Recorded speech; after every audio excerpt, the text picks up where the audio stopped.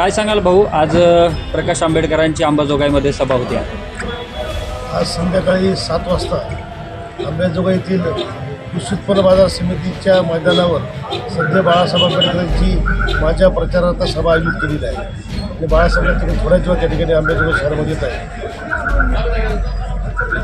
कशा पद्धतीनं या सभेनंतर इफेक्ट होईल मतदारांमध्ये, तुम्हाला काय वाटतं? बीडच्या फक्त सभा बीड पूर्व भागाची आहे. अजून बीड पश्चिम भागाची सभा साहेब ज्यावेळेस तारीख देतील त्यावेळेस जाहीर होईल. तर या पूर्व भागातून हजारो कार्यकर्ते या ठिकाणी सोयीप्रयत्नाने या ठिकाणी आलेले आहेत.